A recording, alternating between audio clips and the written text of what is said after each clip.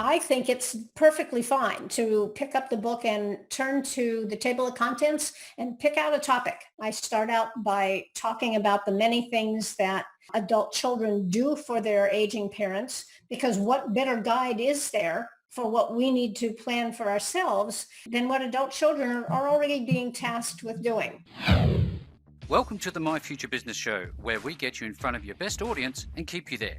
Not only are we interviewing the biggest names in business to help you become even more successful, we're inviting you to book your spot on the show to help you grow your business. So at the end of the call, make sure you fill in the interview application form at myfuturebusiness.com/interviews. Hi, and welcome back to the My Future Business Show. It's Rick Nusky. I'm your host, and I'd just like to say thank you very much for joining us. Thank you very much for your warm feedback. It is making all of the difference to know that it's making a difference for you. Now, on the show, we're going to be talking with the wonderful Dr. Sarah Gebber. How are you, Doctor? I'm fine. Thank you, Rick. It's wonderful to have you here. Now, we're going to be focusing on your book, Essential Retirement Planning for Solo Agers. Now, I think before we jump into that, we just spoke about, when we, enter this experience called life, we don't often think about, that same door that opened will be the same door that closes. And I'd love to talk about your experience with this topic. But before we do that, Sarah, I'd love it if you could share a little bit about yourself with the My Future Business audience. Sure. I had a very rewarding midlife career as a management consultant. Mm-hmm. And there came a time at some point, I guess around the year 2005, 2007, something like that, when many of my executive coaching clients started wanting to talk more about their retirement plans than their strategic plans. And I started to see the handwriting on the wall. Baby Mm-hmm. boomers were starting to get into their late 50s, early 60s, and they started really spending a lot of time thinking about what that phase of their life was going to look like. So I did a career change shortly thereafter and decided that I was going to be a retirement transition coach rather than a leadership coach. Yeah. So I made that transition right around the year 2010, 2011, and I've never looked back. I love this field. I initially did a lot of just general retirement coaching for both men and women and sometimes couples. And then I got interested in something I call solo aging, because as I looked around, I noticed that a lot of baby boomers did not have children. Right. And I probably noticed this because my husband and I don't have children. And that is going to make a difference when we get into our oldest phase of life. Yeah. If you look around you, what you see is most of the very old in our societies, the 80-something, 90-something, and now 100-something, being cared for mostly by their adult children. Yes. And the adult children might be extremely involved. They might be involved just a little bit. Some of them live nearby, some of them don't. But almost everyone I know who had parents that lived into an age where they did need some help were involved in giving them that help. And Mm-hmm. so those of us who don't have children have to make a plan for ourselves. Yeah, it's a very important thing to consider. Like I said, that door opens, but we don't necessarily think about it as it's, I guess, slowly closing. And what we're going to do, I wonder.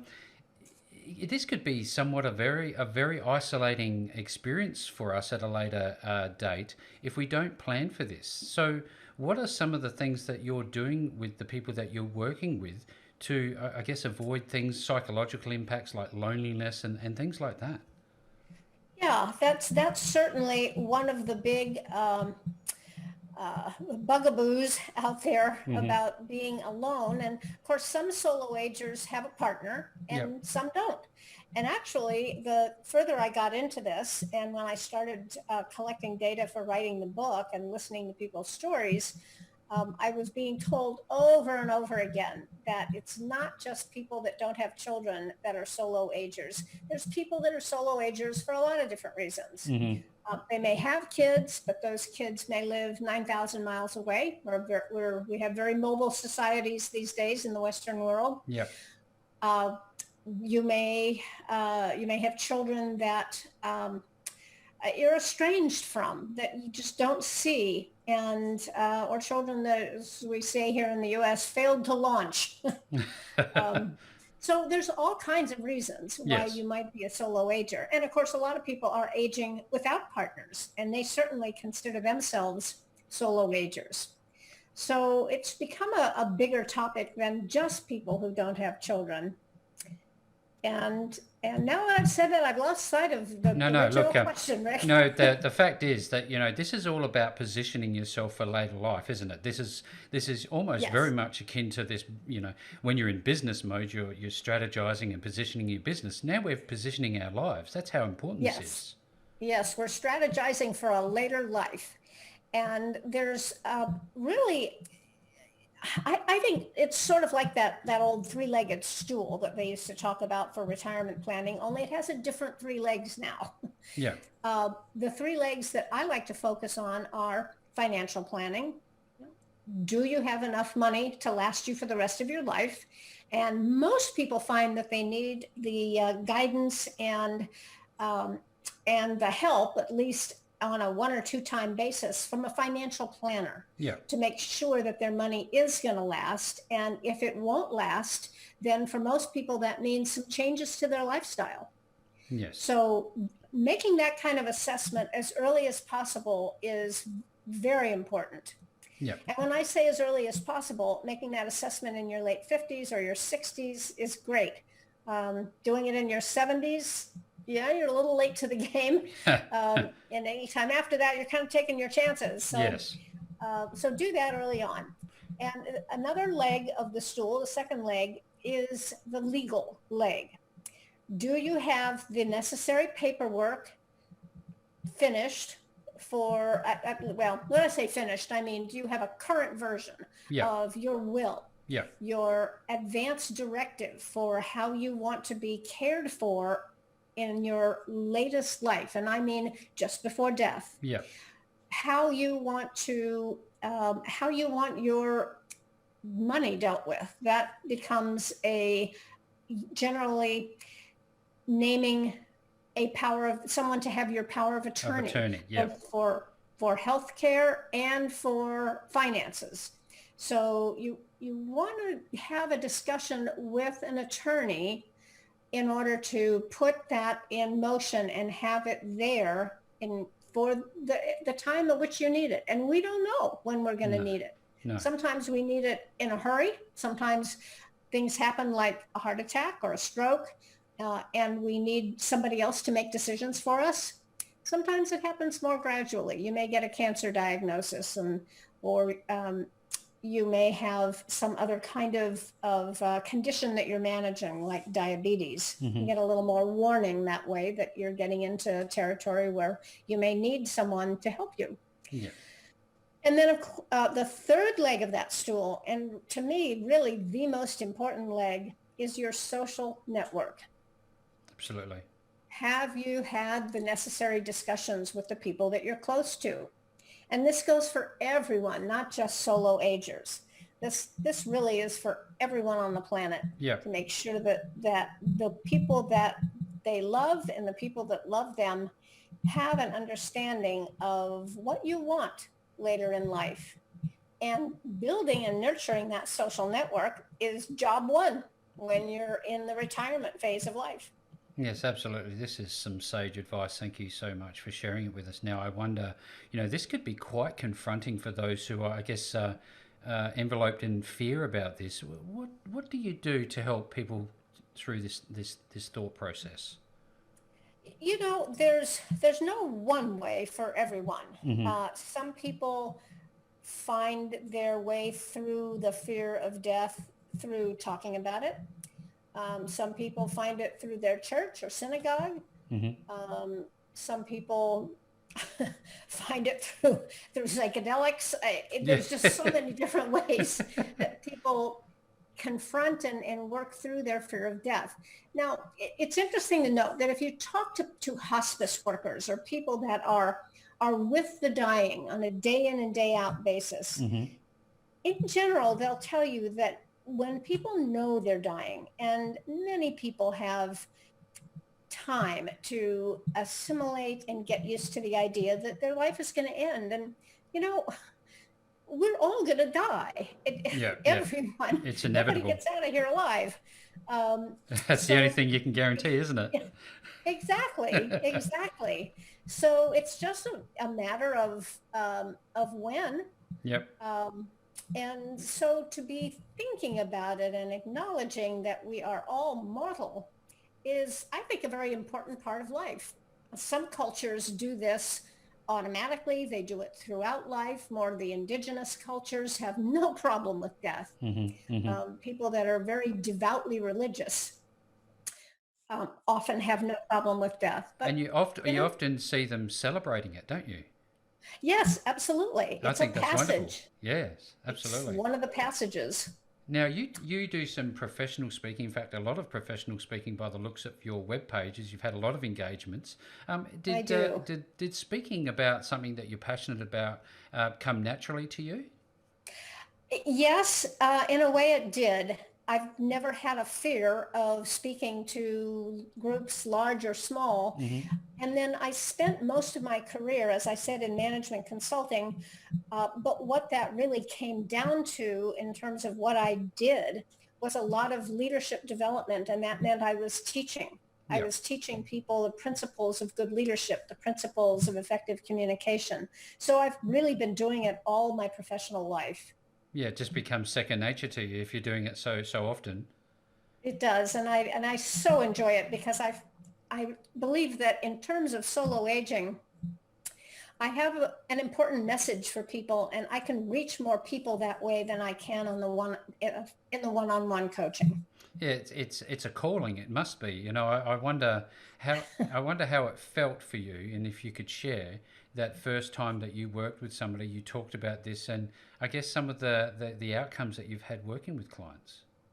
Well, that's an interesting question, Rick, because I know when I first started talking to people about solo aging, and again, I coined that term, Hmm. and I'm very happy to see it come into much more common use now. I Mainstream. hear people using it. I see it in the journals and all of the writing about aging. So I'm very happy about that. I don't have any proprietary um, Intent. connection with it, but I think it's a good term to use for Absolutely. people who are aging alone, and especially those who don't have kids. So yeah, when I first started talking about it, people would look at me and go, oh, "You're right. It's the adult children that take care of their aging parents. What are we going to do?" So I was raising awareness kind of on a onesie and twosie basis. And Hmm. that's what made me realize I needed to go further with this. I needed to put a book out. I needed to start talking about it. So that's really how it happened. Yeah. So when you say initially it was ones and twos, and now you've gone, I guess, one too many. Are you delivering not only face to face? Are you doing it online as well? I am, when people ask me to. Yep. I have done some webinars for the American Society on Aging. I've done some for the groups of financial planners. I've done some for groups of realtors. So from time to time, I do webinars. But, right now, I mean, I assume that most of the people listening to this are Hmm. listening to it in early 2020, and we're all doing what's known as sheltering in place at the moment. Oh yes, aren't we just? In most countries of the world, we're all Yeah. in that together. Yep. So I am actually planning on using some of my time to develop my own webinars that I can offer to groups that are interested in featuring me and featuring solo aging as a topic for a online conference. Absolutely. I think it'd be a wonderful platform for those who are interested. We're certainly all aging now. Do you find writing as natural as you do speaking, or was it a different experience for you? Uh, I do love to write, and I now that I'm done with the book, and it's been out there for a couple years now. Hmm. Um, I also write a blog for Forbes.com. Yes, I noticed that. Uh, and so I have to write. They expect at least two posts every month. Hmm. This month I will have many more than two. But they, in general, they expect somewhere between 2 and 5 posts a month from their regular contributors, those Hmm. of us who have a page in Forbes.com, in the Forbes.com website. So it forces me to write pretty frequently, and I do enjoy it. I actually, I enjoy that process too.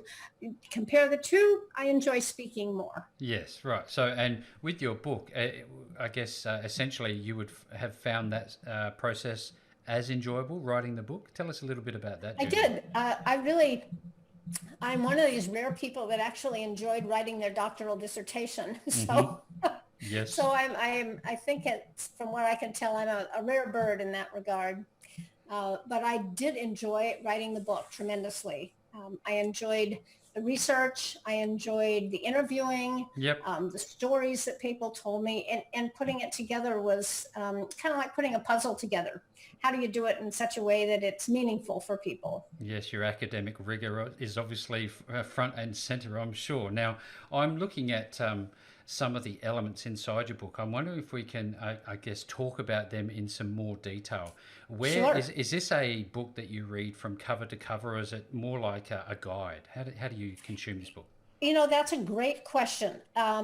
I I think it's perfectly fine to pick up the book and turn to the table of contents and pick out a topic that you're interested in and just go there. Yeah. It doesn't build like a novel by any stretch of the imagination.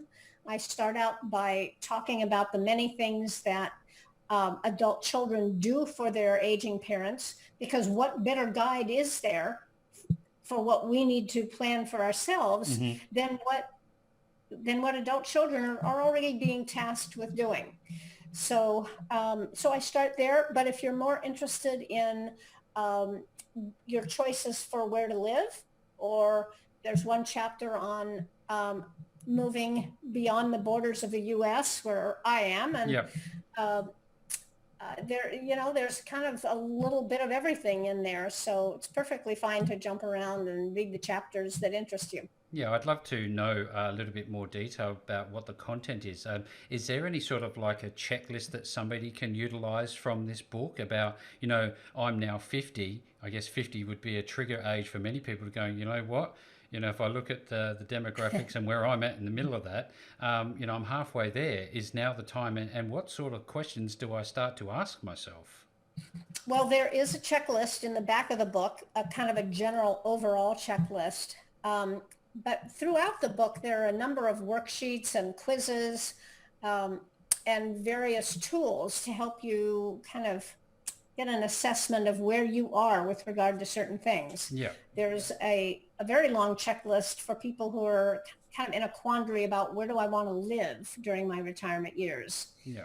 Um, there's also a very popular checklist, because these checklists are also on my website and people can just email me and ask for them. Yep. There's a very popular one called the Change and Adaptability Quiz. And a number of others. I think they're part of the charm of the book and the thing in the book that people like the most. Yes, absolutely, and it's easy to consume, and that's right now. And one of the other things I suspect it would be, Sarah, is compassionate. Is what's the sort of tone inside the book that people can expect to find? Um, I think it's very upbeat. Hmm. Certainly, when people pick up books on retirement and aging, they may be a little fearful Yeah. that the tone may be kind of dark and foreboding, and be careful of this, watch out for that. You might Yeah. get scammed. You might get, who knows. But I've tried to keep the tone very upbeat and positive, Yeah. because you know, it can be a very wonderful, rewarding time of life. Absolutely. And I think we'd be remiss to not say that retirement is very different for the baby boom generation than it was for any previous generation. first of all, a lot of previous generations didn't even live this long. Yes. So we are a generation that once you cross that age 50 line, as Hmm. you're doing, Rick, you've got possibly another 50 years to live. Hmm. Hmm. And if you decide to make a shift at age 60 or 65 or anywhere around there and do something different, notice I didn't say retire, Yes. you may have another 20, 30 years to go.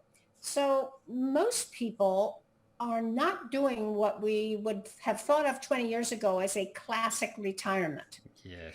They're moving on to something else that's rewarding to them, whether it's an income producing occupation or it's volunteering for a cause that you've believed in for a long time, or it's digging into that woodworking shop that you've been building for years and just don't seem to ever get to. So there are so many hundreds and hundreds of things that people are finding to do in this period of life that we call retirement. But for most people, it's anything but retiring. Yeah, that's some great insight. Now, one of the things that really come to the fore for me when you talked about the word retirement is that as human beings, we are goal setters. That word retirement, almost suggests that it's the end, where in actual fact we need to, I guess, re-envelope that idea and say, well, continue to goal set, continue to plan for things in the future. Does this form a big part of your programs? I think it does. I don't harp on that too much. Right. Um, we all got hammered quite a bit in our careers about setting goals and Hmm. meeting goals, and maybe you got hammered on it by an employer. This is also a time to enjoy, a Yep. time to relax. And if you just thrive on making goals for yourself and getting up on New Year's morning and saying, now this year I have these resolutions and I'm going to go forth and study yoga, and I'm going to take this class, and I'm going to learn how to do X, and that's fine if that's what turns you on. Yeah. If a more casual, easy flowing life is more appealing to you, that's okay too. Different strokes for different folks. Absolutely. I wonder if you have ever met an old head on young shoulders and they've been thinking about this well in advance of the age, say 50, like 40, 35. And if Yes. you have, what are some of the things they're saying and considering for their future? I haven't personally met a lot of those folks. I'm trying to think whether I've met any. Yes, I've that'd be read the stories exception. about them. I know they exist. And I lived and worked for most of my career in Silicon Valley. Right. So there you had a lot of people who were financially well able to retire in their 40s. They Yeah. had made millions of dollars. Some did, some didn't. Um, I actually know a couple that fully retired and moved to the California desert, Palm Springs area, Hmm. and they just play golf. That's fine. Yep. No judgment, but Yep. most people are not happy with that kind of life. Yeah, you need to do So something, don't you? yeah, most people do. Now, that's not everyone. I Hmm. have known a few people who honestly insist, and I have to believe them, that they're happy with a life of leisure, Yep. and that's fine. Yep. It just so happens that most of us don't seem to be. No, absolutely. Now, um, I'd like to, I guess, shift gears a little bit, if we could, Sarah, to the process that you will take people through, be it as a speaker or as a client, so that they can get the most out of their experience with you. Mhm. Could you share a little bit about that? Sure. It's very different. I mean, as a speaker, I I hope to enlighten people, Hmm. to teach them something. I hope to motivate people, to get them to take some action and do some planning. The people I often speak to are others who work with older adults. So I speak to groups of estate attorneys and elder law attorneys and financial planners and CPAs. I speak to all kinds of different groups, so Yep. my talks are unique to them. Um, in terms of coaching, which I don't do a lot of anymore, but when I was doing coaching, I generally take people through a process that involves, it's very customized, it's very personalized to each individual, but it always involved a number of assessments so that they could really kind of do a values assessment for themselves. It actually in practice looks a lot like what many people went through when they were in college, trying to figure out what the right career was for them. Yes. So career coaching or career development and transition coaching with retirement time period in mind, in some ways look similar. Yep. But it's a lot of taking a look and assessing what you do well, what you like to do, and what you believe in. Yeah.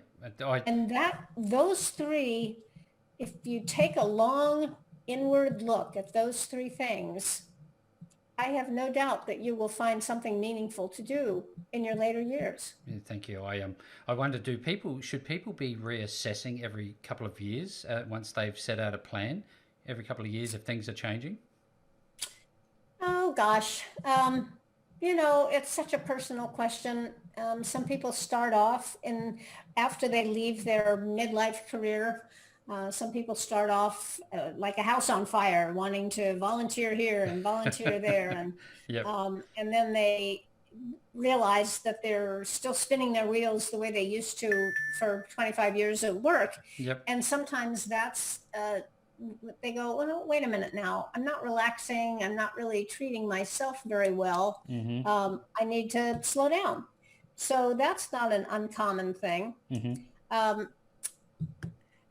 I also see people who start slow, and I think that's probably the better way to do it. Just relax for a while, do the assessments, try a few things, realize that even if you have a favorite nonprofit, they're not going to invite you in to be their new CFO right away. You probably need to sweep the floors for a few months and let them know that you're interested and that you're serious and you're committed. So it's very, very individual. As you said before, it's very much horses for courses, isn't it? It's not one shoe will fit all feet. Oh, totally. Everybody's retirement is individual. Absolutely. Now, thank you very much for sharing some of this wonderful content. I'm sure there's barrel loads more that we could talk about. Now, importantly, when people want to find your book, where are they going to find it? They're going to find it on Amazon. Fantastic. Or any of the other online booksellers. Okay. But of course, Amazon is the place to be. The giant. Yeah. If you're not there, where are you? Yeah. And But Barnes and Noble online has it. My publisher, Mango Press, also sells it. But I have to say, Amazon usually has the best price on it. Fantastic. Well, look, everybody who's on the call today, the name of that book is Essential Retirement Planning for Solo Agers. And if you want to reach out to Sarah, where are they going to find? Where is your website? My website is, you can get there two ways. Through my name, sarahzeffgeber.com, or at lifeencore.com. Fantastic. Well, go ahead. And I want to add that the book is available not just as a paperback, but also as an Audible and as an ebook. Yeah, that's fantastic, because a lot of people are on the move, aren't they? Quite busy, and Yeah. it's easier to listen than it is to read and focus on a book. Well, look, It everybody's is. on the call today. You can see just how important this topic is as we go through life. If you're, in the middle of it, the middle of your journey, stop and think about this and reach out to Sarah at the links that I will make available below this post. No matter where you find this interview, there will be URL links back to Sarah and her wonderful work. Sarah, thank you so very much for spending some time with me on the My Future Business show today. Thank you, Rick. It was a pleasure. Thanks for joining us today. If you enjoyed the call, then make sure to subscribe, leave a comment, share us with your friends, and book your spot on the show at myfuturebusiness.com/interviews. And if you're looking for solutions that will help grow your business, then visit myfuturebusiness.com/shop.